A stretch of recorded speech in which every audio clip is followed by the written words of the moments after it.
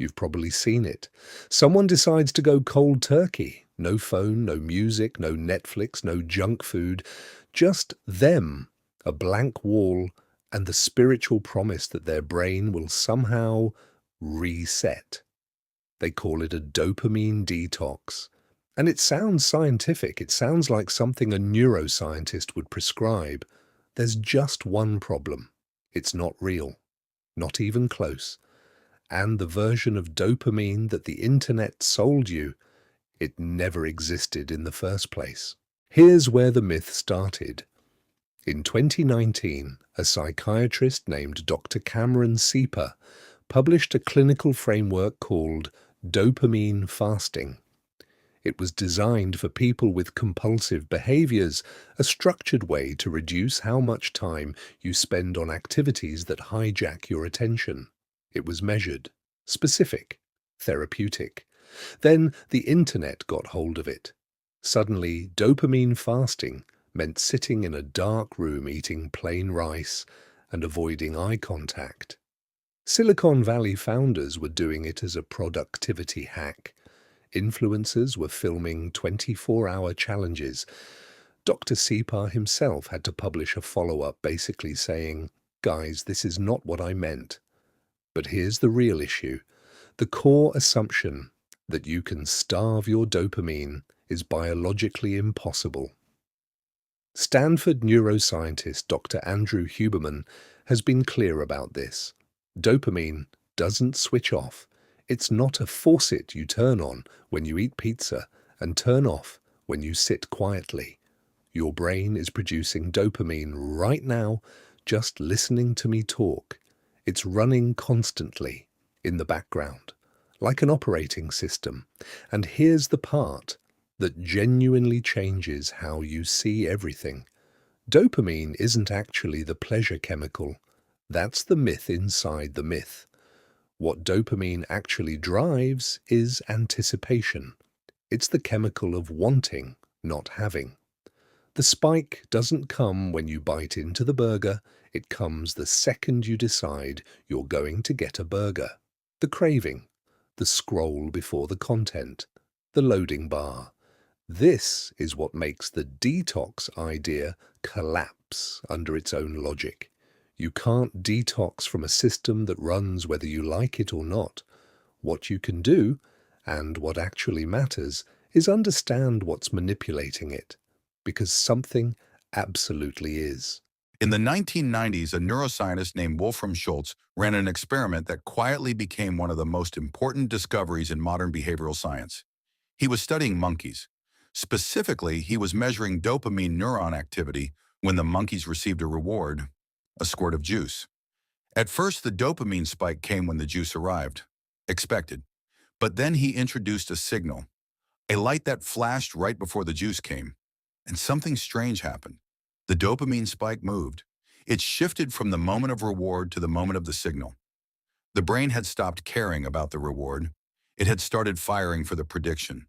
And then, the part that should genuinely concern you, when the expected reward didn't come, dopamine crashed below baseline. The absence of an expected reward felt worse than no reward at all.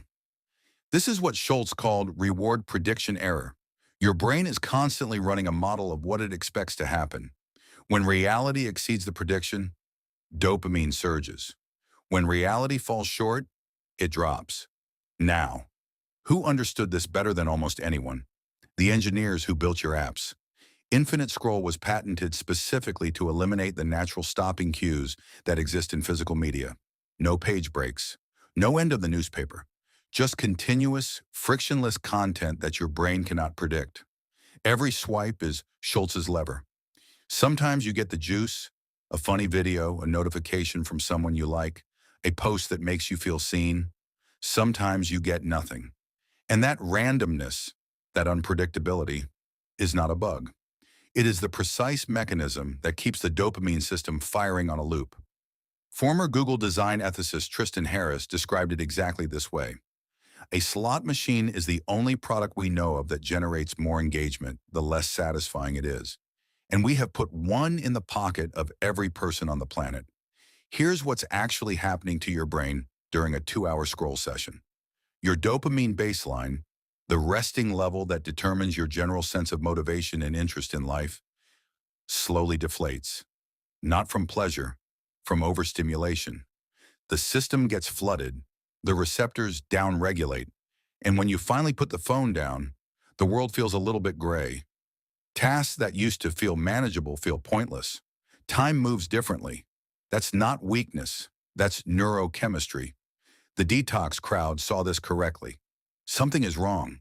But the solution they reach for, starving the whole system, misses the actual target completely. The real game is not dopamine spikes, it's the baseline. Think of it like this. Your dopamine baseline is your emotional floor. When it's healthy, boring things feel tolerable. Hard work feels meaningful.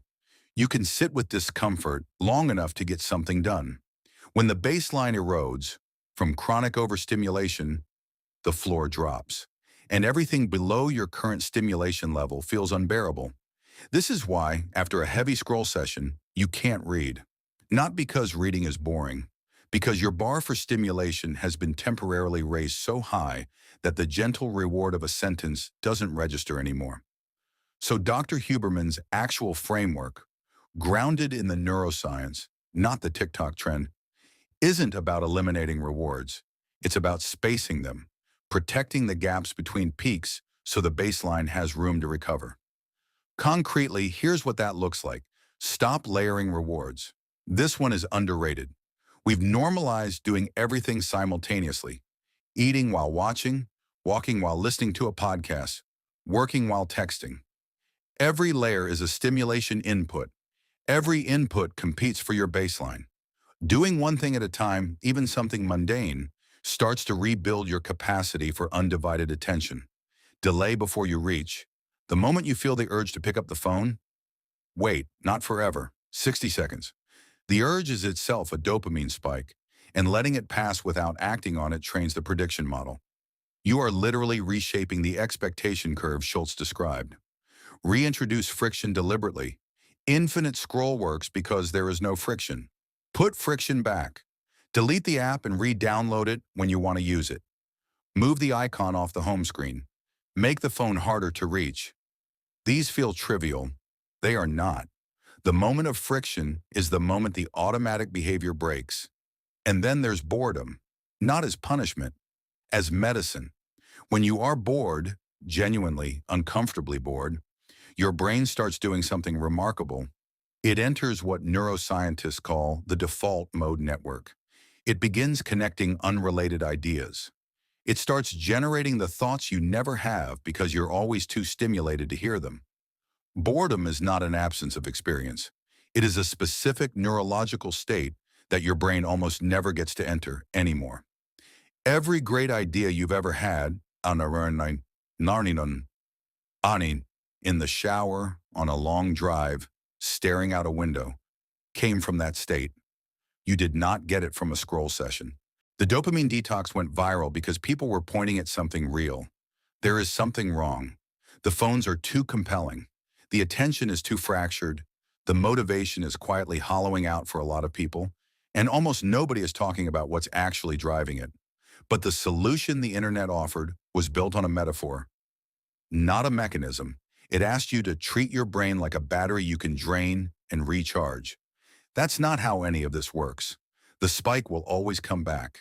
The machine will always be there.